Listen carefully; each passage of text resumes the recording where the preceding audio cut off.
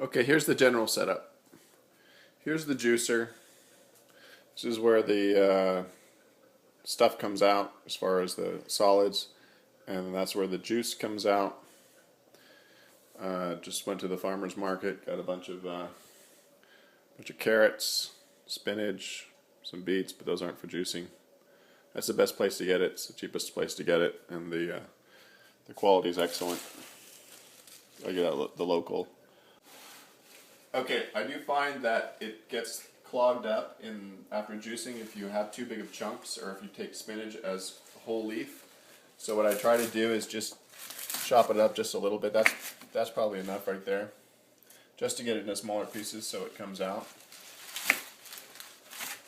And then I do the same thing with the carrots. Carrots are about that size. It seems to work pretty good. Turn the juicer on. To get the juicer started, you put some carrots in.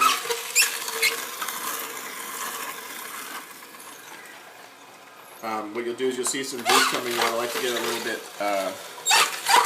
wet at first, just to get the system started. You need to put the spinach in, and then put the carrots in. It keeps this relatively unclogged if you start with some spinach and stuff it in there. Your fingers. And then stuff the carrots in.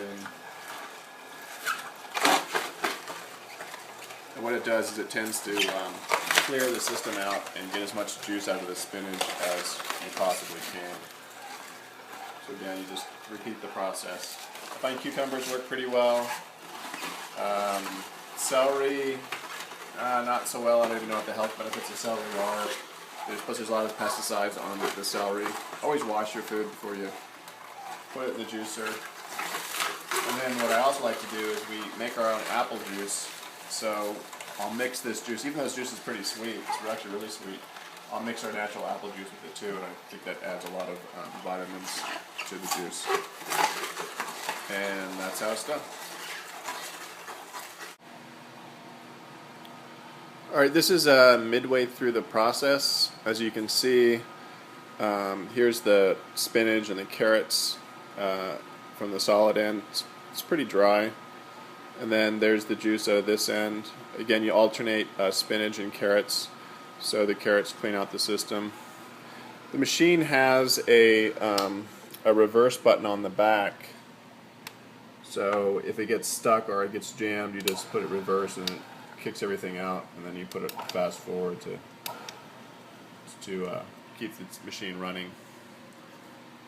I'll show you in a second how to break the machine down, and how I always get a lot of questions of how easy it is to clean the machine. So I'll break it down after this juicing is done. Okay, we're done with juicing.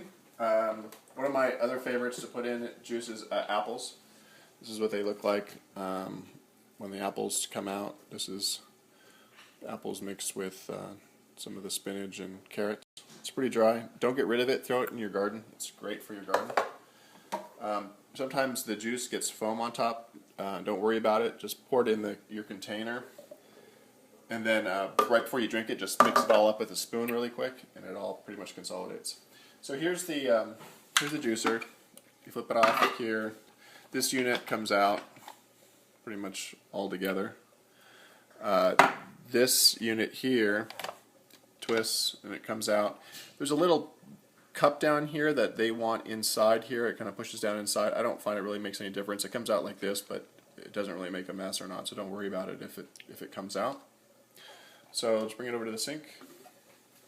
First thing you want to do is rinse all the stuff off. Throw it in your soapy water. This is what it comes out like. This is where the juice is strained from. You do want to clean this. If you let it dry, it's really hard to get the rubble or the vegetable peels and stuff out of this screen area. So what I do is I just take a quick brush and just go on the inside and then go on the outside of it. And that's probably all you need. Soapy water. It off with it. See what's up there. And that's probably all we need. This unit here is just, it scrapes the material off the strainer. I've had this juicer for a couple months and it seems to do a pretty good job on cleaning up, and the quality seems to be pretty good on as far as the parts are concerned. This area here, which is, it always gets full of vegetables, it doesn't really come out all that easy. The best thing to do is just take a knife. I'm using a sharp knife, but use a dull knife and just kind of take it out.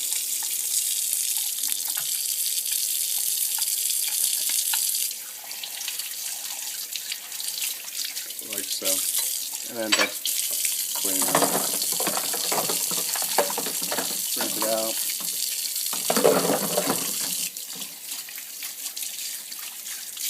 That's good. Top part's really easy.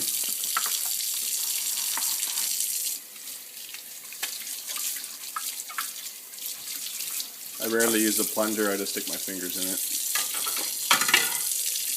And then the last part is this part. Sometimes the food gets trapped down here in this ring. Just take a scrub brush and get it out a little bit.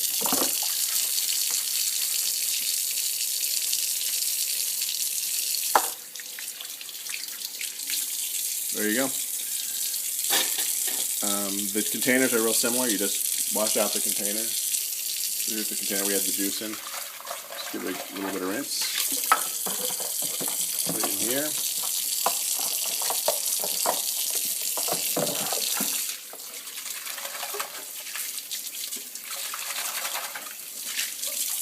There you go. You're ready for next time.